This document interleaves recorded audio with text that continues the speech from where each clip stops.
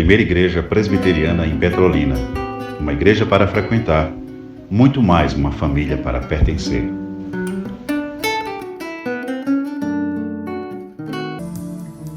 Assentamos, amados e amadas do Senhor.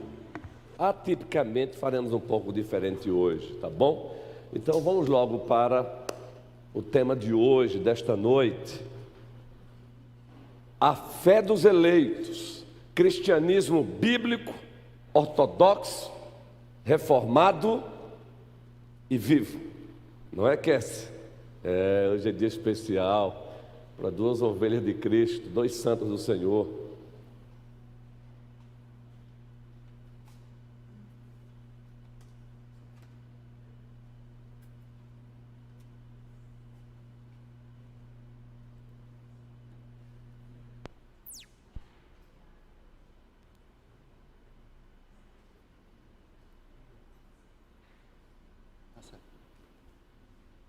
Isso, a gente chega lá. Beleza, chegamos lá já. Isso. Ok, povo querido. A fé dos eleitos, cristianismo bíblico, ortodoxo, reformado e vivo. Continua sendo a nossa série. Como já dissemos aqui logo no início, temos razões de sobra para prosseguirmos com essa série. Uma delas é encontrada na existencialidade dos nossos dias. A nossa fé se encontra sob ataque.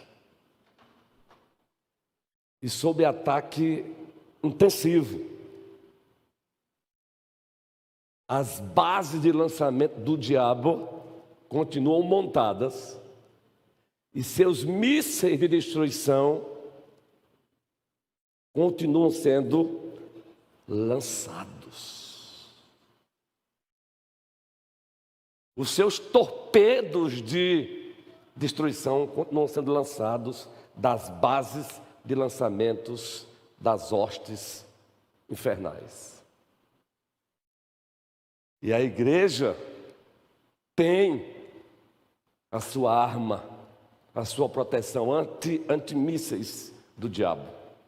Na carta aos Efésios, capítulo 6, nós já conhecemos esse texto muito bem.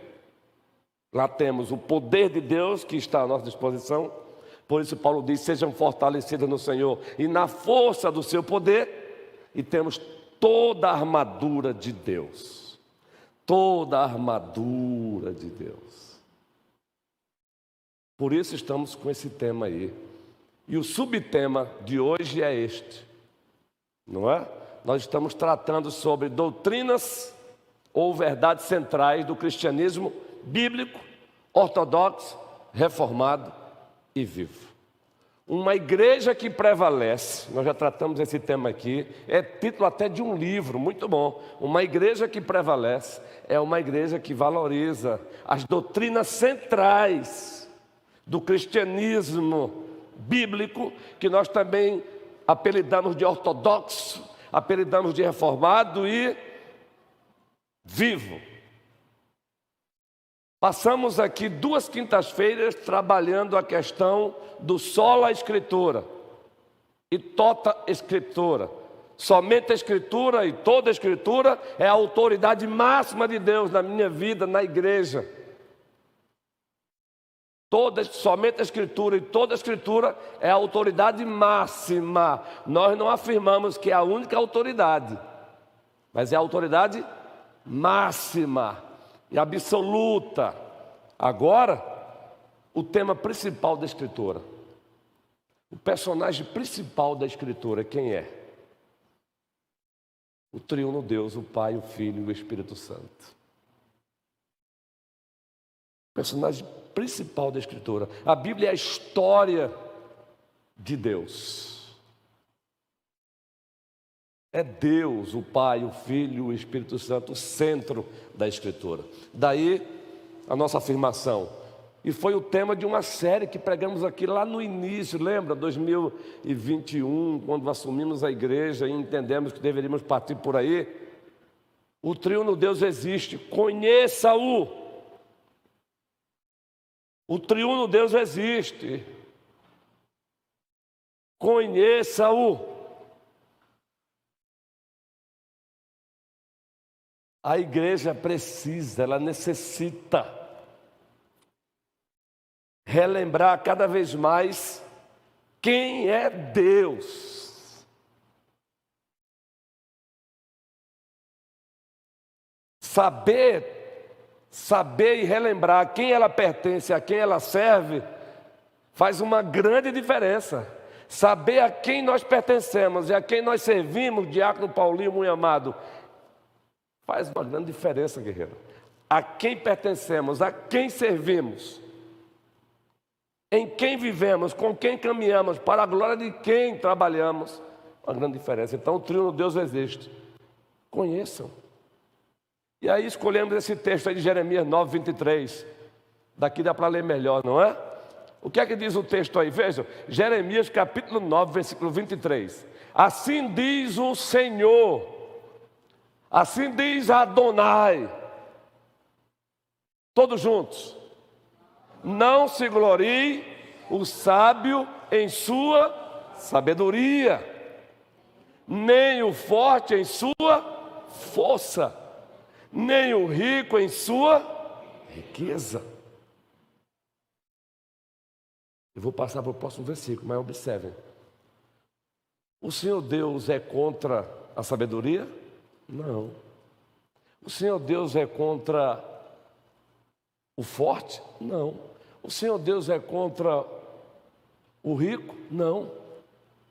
O que Ele está dizendo é: não transformem isso, não transformem essas coisas no seu braço, no braço forte de vocês. Essas coisas são apenas meios. Meios. Aí o versículo 24 fecha muito bem isso. Todos juntos. Mas quem se gloriar, e aí nós destacamos, glorie-se nisto. Vamos lá, todos juntos. Em compreender-me e conhecer-me. Para aí um pouquinho. É nisso aí que devemos nos gloriar, meus queridos. Em compreender-me e em conhecer-me. Razão, todos juntos. Pois eu sou o Senhor e ajo com lealdade. Eita palavra cara. Essa palavra é linda e quando alguém pratica ela, esse alguém vale ouro. Lealdade, com justiça, o que mais, gente boa? Retidão sobre a terra. Gostei, pastor Abraão. Isso, o guerreiro falou, Deus seja louvado, isso, retidão. Pois é dessas coisas que me agrada. Declara o Senhor. E o que o Senhor declara está declarado. Meus irmãos e minhas irmãs em Cristo Jesus, eu vou ficar um pouquinho aqui, porque minha esposa amada esses dias me cuidou de mim. Ela disse: você está se movimentando demais, e no vídeo as pessoas ficam procurando você direto. E é verdade. Quem tem uma esposa assim tem que ouvi-la também, né? É verdade, já. Eu já notei que aqui dá e aqui também dá. Não obedeça não, tá vendo? É a questão de ouvir o outro, não é? Ouvir o outro. Queridos, em o nome de Jesus Cristo, nós temos colocado, sem percebermos, o nosso gloriar naquilo que não deveríamos. Devemos usufruir sabedoria, se Deus nos deu. Devemos usufruir de força, Ele nos deu, é dele que emana a força. Riqueza, é dele também que emana a riqueza legítima.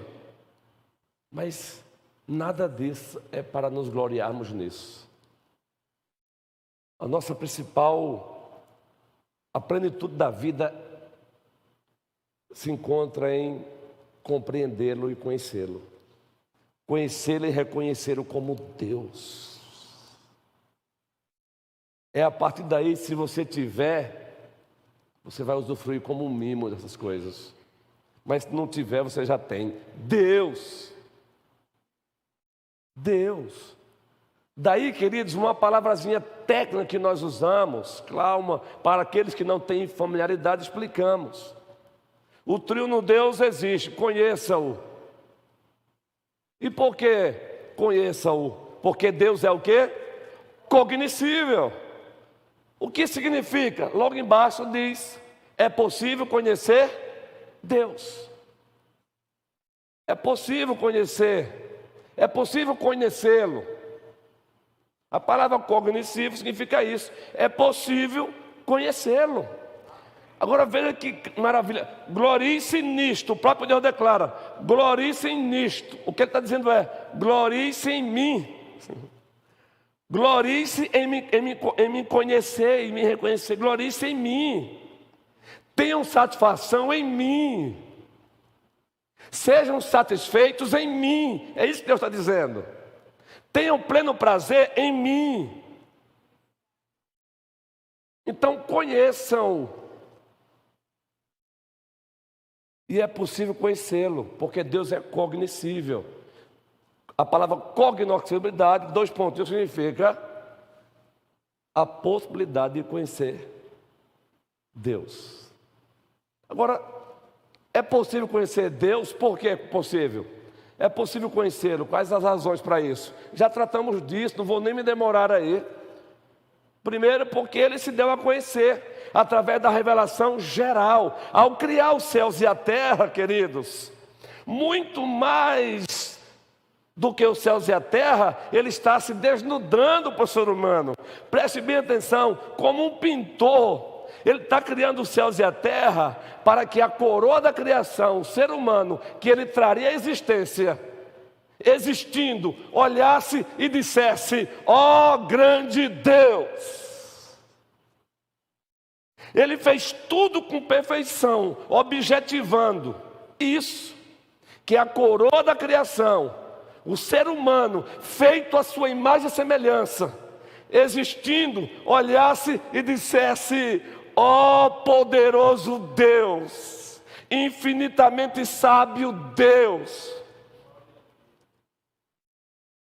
Se não relembremos o Salmo 19, não precisa postar aí não, o que é que diz lá? Do versículo 1 ao 6. Os céus e a terra proclamam a glória de Deus. O firmamento anuncia as obras das suas mãos. Um dia discursa a outro dia. Uma noite revela conhecimento a outra noite. O salmista prossegue dizendo, não há palavra, não há sons. Não é, guerreiro? Não há orações, não há, mas nos 4 cantos da terra, ouve-se a sua voz. Esses dias, no domingo pela manhã, cedinho, eu costumo também levantar-me da cama e ir ao sofá, me dirigir ao sofá, e lá eu pego e relembro o estudo, relembro também o sermão da noite, faço isso manhã e tarde. E aí eu abri a cortina e de repente salta um gatinho lá, ó. Um daqueles filhotes, lembra? Não vive dentro de casa. Ele saltou, ficou na janela assim, olhou assim para mim. Quem viu a foto que eu postei no Facebook? E ficou olha. Eu disse, não, essa tem que tirar uma foto, meu irmão. Eu peguei o celular, com um livro na mão, a Bíblia do outro, mas eu digo, vou. E lá eu botei. Esta manhã eu fui visitado por um gato. E ele pregou para mim. E a mensagem foi esta: Deus existe, Deus existe, Deus existe, louvado seja o Senhor. Quando você vive em sintonia com Deus, você percebe Deus por trás até de uma formiga. Quando você está em conexão com Deus contínua, você percebe ver Deus até num pardal que pousa. Quando você está em conexão com Deus, você olha para o Gustavo e diz, Deus seja louvado. Como assim o Gustavo? Porque ele foi feito à imagem e semelhança de Deus. Se eu olho para um pardal e muito me alegro ao olhar para um pardal, porque obra das mãos de Deus, muito mais alegria eu deveria ter em olhar para Luísa. Olha para mim, Luísa, querida, linda, princesa preciosa. Quando eu olho para você, eu digo, ó Deus perfeito. Sim. E viaje sábado com conhecimento. O pastor diz, quando olha para mim, ele consegue dizer, ó Deus perfeito. Sim. Trouxe à existência uma princesa dessa. Cadê Bia, hein? Annalise, estás aí, Annalise? Bia está ali, Bia? Ei, Bia, menina, olha para cá, bebê. Quando eu olho para você, que você está chegando hoje com mamãe, comunicativa, aí eu também digo, Bia, Deus existe. E você, Annalise? Ih, que saudade de você, menina. E quando eu olho para você, menina, não tem como dizer, Deus existe. E o seu irmãozinho lá, hein? Qual é o nome dele? Hã? Arthur, ajuda aí para o povo tomar conhecimento. Samuel.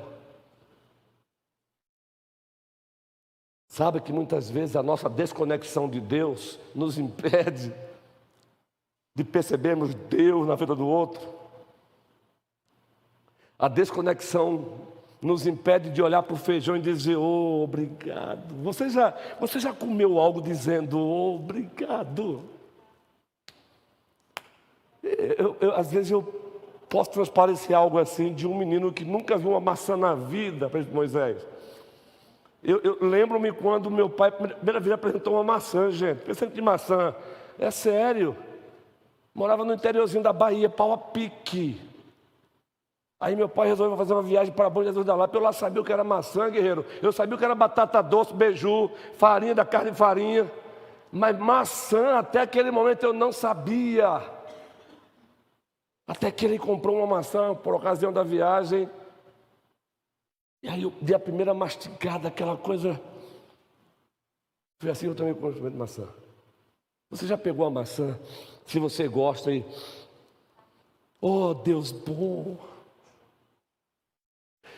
Jonathan Edwards disse, no livro Paixão pela Glória de Deus, quando se tem paixão pela glória de Deus, até comendo uma maçã, você o adora.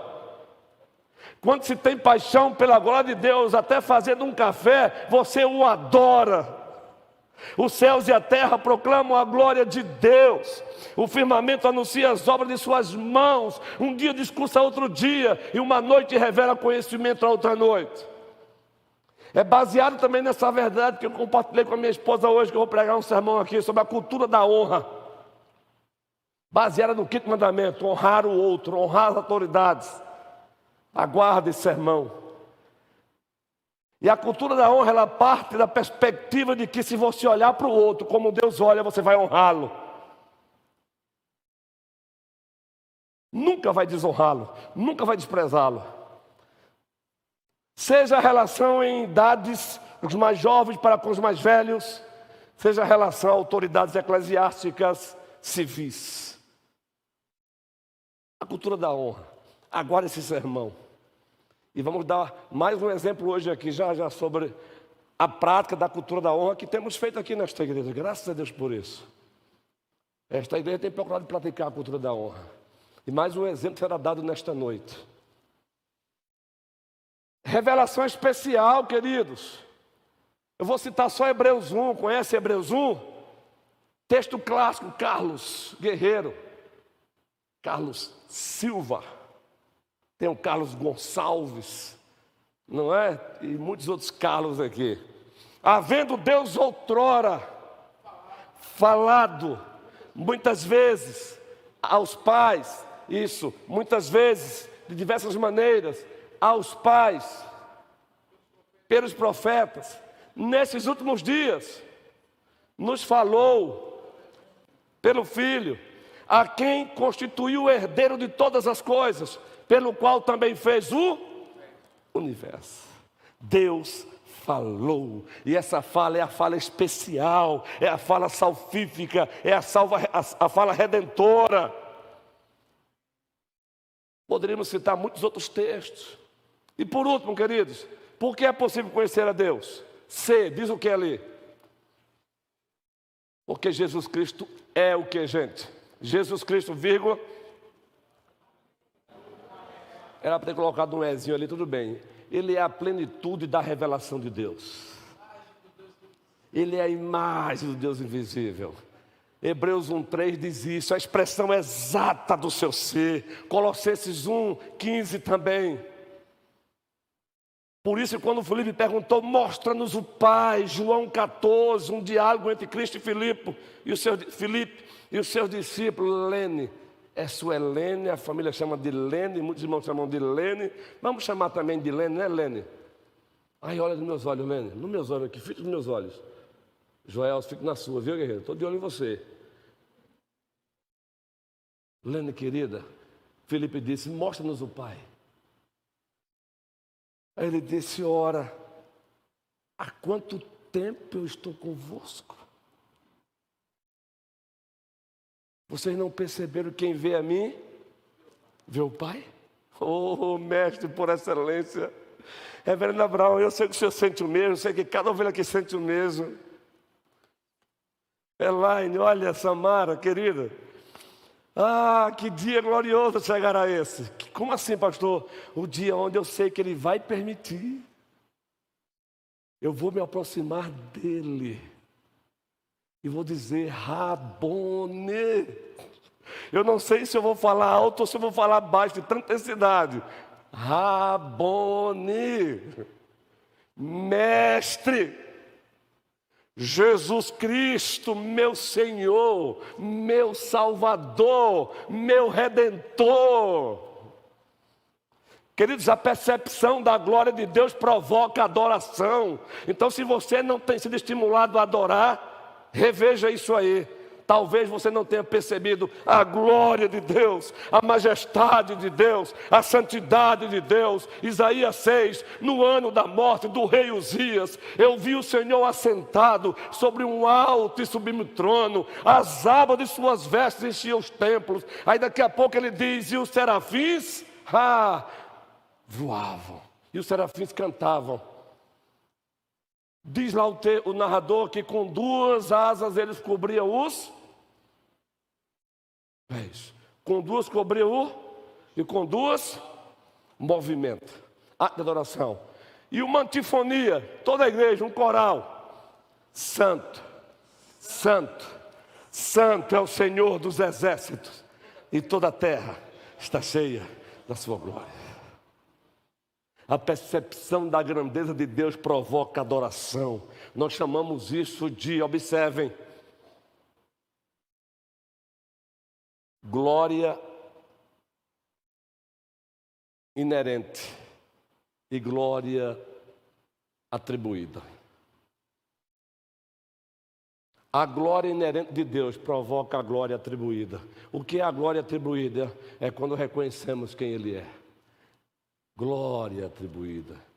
Por isso, somente tributai ao Senhor, ao Filho de Deus. Tributai ao Senhor glória e força. O salmista está dizendo aí para oferecer alguma coisa a Deus. Deus é acrescentado por alguma coisa que dele para ele oferecemos? Nada, meu irmão. Então, o que é que o salmista está dizendo com tributai ao Senhor? Reconheçam quem Ele é. Reconheçam a glória devida, reconheçam que força total só Ele tem, reconheçam que poder Ele tem. E a palavra glória em hebraico, tanto no grego, está a ideia de peso, peso.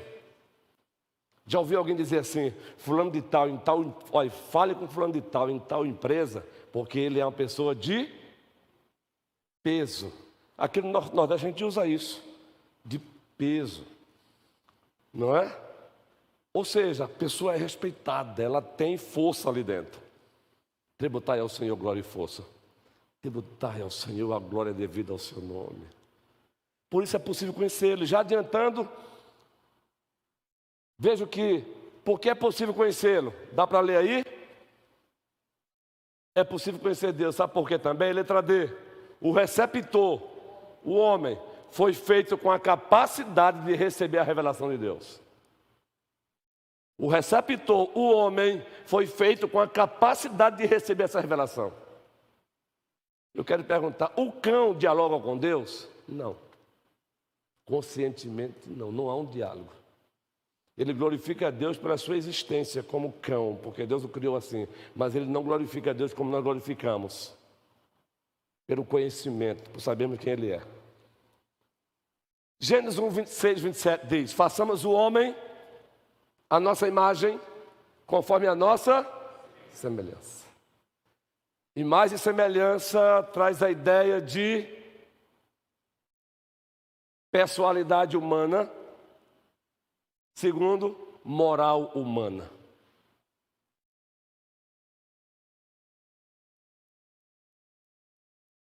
A imagem e semelhança de Deus traz dois aspectos. Estrutural, justamente envolve talentos, capacidades cognitivas.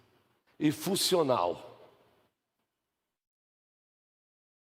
a relação com o externo a partir do estrutural, da capacidade.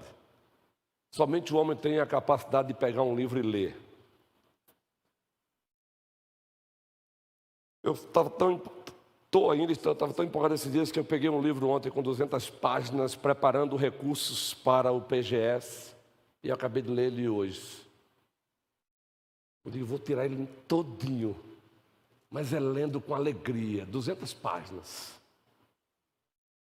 Aguarde que vem coisa boa por aí para os PGS. Aquele material do recurso que nós solicitamos ao Conselho e o apoio. Somente o ser humano é capaz de fazer isso. O papagaio, ele só repete. Mas ele não fala conscientemente.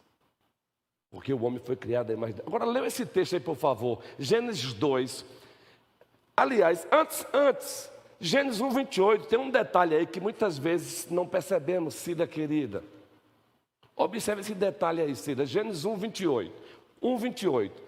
Eu não sei se é possível postar aí, Tiago querido e Davi. É possível?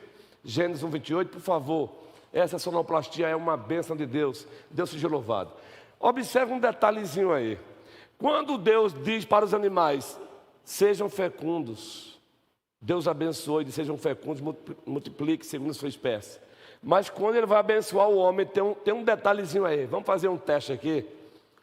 Qual é a diferença quando Ele abençoa os animais e ordena que se multiplique? E qual é a diferença quando Ele abençoa os homens? Está nesse texto aí a palavrazinha, uma palavrinhazinha só. Há uma diferença.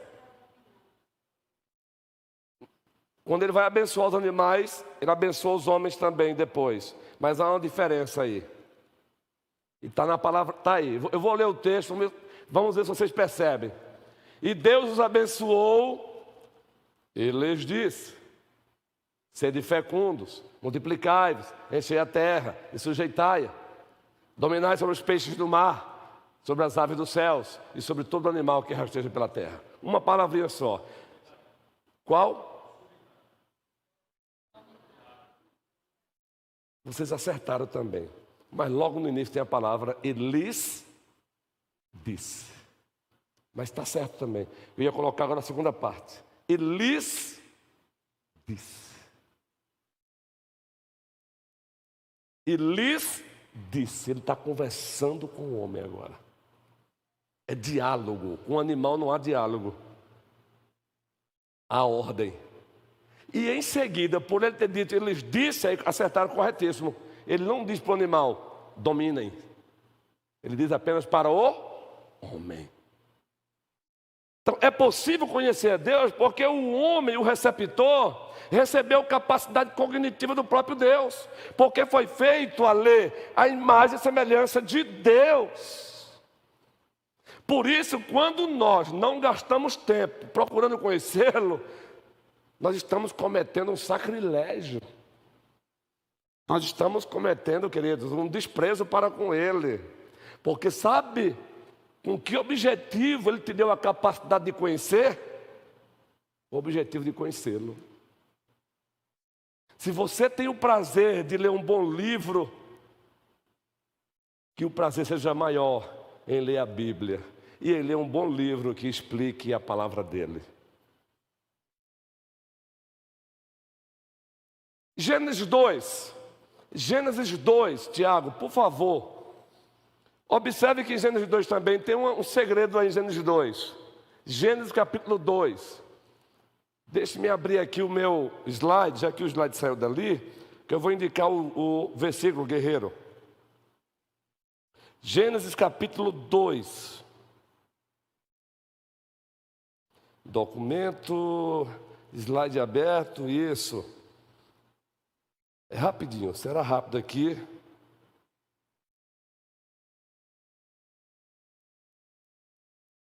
Maravilha. Isso, meu filho. Gênesis 2, versículo 15, Tiago, por favor. Gênesis 2, versículo 15. Todos juntos. Tomou, pois, o Senhor Deus ao homem. Para quê, gente? Não há esse diálogo com o animal. Agora o versículo 16, o seguinte. E o Senhor Deus...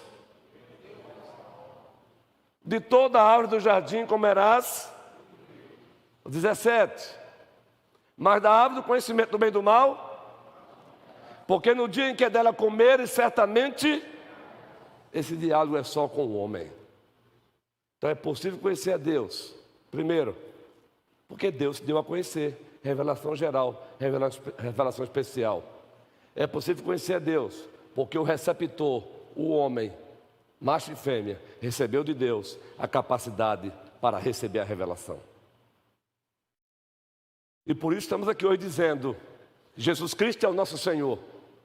Jesus Cristo é o nosso Salvador. Voltemos para os slides aí, guerreiros do Senhor. Deus seja louvado. Acabou, não foi? Não. Para encerrar, Deus é cognoscível, é possível conhecê-lo. Mas deixaríamos pela metade se não citássemos isso aí. O que é que está escrito aí, gente? Significado disso. Não é possível conhecer Deus em sua totalidade. Ainda bem. Não é possível conhecê-lo exaustivamente, porque se você pudesse conhecê-lo exaustivamente, você teria que ser também Deus. E jamais você vai poder ser Deus, porque só existe uma possibilidade, agora falando filosoficamente, só existe a possibilidade de ter um ser infinito. É impossível existir dois seres infinitos, só existe um, e esse ser infinito é o nosso Deus. É Yahvé, ou Javé, é Jeová. É o eu sou, é o Adonai, é Jesus Cristo, é o Espírito Santo de Deus. Está aí, Deus é infinito em seus perfeições. Jó, capítulo 11, os versículos 7 e 8, Tiago, Jó, capítulo 11. Queridos, mesmo lá na eternidade futura, jamais seremos capazes de conhecê-lo totalmente, exaustivamente. Passaremos a eternidade conhecendo e jamais chegaremos ao conhecimento exaustivo. Thaís, querida, João Pessoa é só um passeio, entre aspas, curso / doutorado. Depois vai voltar, se o Senhor Deus quiser. Se ficar por lá não tem problema. Deus é Deus, né, Thaís? Vamos ler esse texto aí? Porventura, desvendarás os arcanos de Deus? Ou penetrarás até a perfeição do Todo-Poderoso? Quem ousa fazer isso? Como as alturas dos céus é a sua sabedoria, que poderás fazer? Mais profunda é ela do que o abismo, que poderás saber? Não tem, queridos. Agora, Salmo 145, versículo 3. Deus é cognoscível, é possível conhecê-lo, mas Ele é incompreensível, ou seja, jamais vamos conhecê-lo exaustivamente. Todos juntos. Grande é o Senhor e muito digno. A sua grandeza é o que, gente? Louvado seja o seu nome. É por isso que em sala de aula, como docente na academia, com muita frequência, citamos para os seminaristas Deuteronômio 29, 29. Sabe por quê, Cléo? Deus seja louvado pelos seminaristas, mas olha, no início do seminário, eles querem conhecer mais do que o próprio Deus, meu irmão. E aí Deuteronômio 29 diz o quê? As coisas encobertas pertencem ao Senhor, nosso Deus. Porém as reveladas nos pertencem, a nós e aos nossos filhos, para que pratiquemos. E às vezes eles invertem a ordem, não são todos não. Eles querem especular, eles querem tentar descobrir o que Deus não quis revelar, as coisas encobertas. Nós chamamos isso em teologia de vontade secreta de Deus. A vontade secreta de Deus, você só toma conhecimento quando Ele materializa ela. São aquela surpresa da vida, né? É alguém que nunca imaginou, queria encontrar um outro alguém e casar com esse alguém, e de repente agora se encontra casado. Vontade secreta de Deus, materializada. Mas ainda assim, existe um âmbito, uma dimensão dessa vontade secreta que jamais Ele vai revelar. Então guarde Deuteronômio 29. E assim, até nós como professores de sala de aula, e os nossos professores aqui têm feito isso, precisamos tomar cuidado. Porque às vezes, sem maldade, um ou outro na nossa turma, lá na classe, ele acaba querendo trilhar o caminho da especulação. E aí perdemos tempo com aquilo que é mais importante, as coisas reveladas. Para que pratiquemos. Então, meus irmãos, que o Senhor nos abençoe. Deus é cognoscível, é possível conhecê-lo. E que o gloriar-se seja nisso, em conhecer Deus. Mas Deus é incompreensível, jamais vamos conhecê-lo exaustivamente. Isso é consolo, isso nos alegra. Porque se pudéssemos conhecê-lo, Gabi, exaustivamente, Ele não seria o que Ele é, Deus. E aí os pais,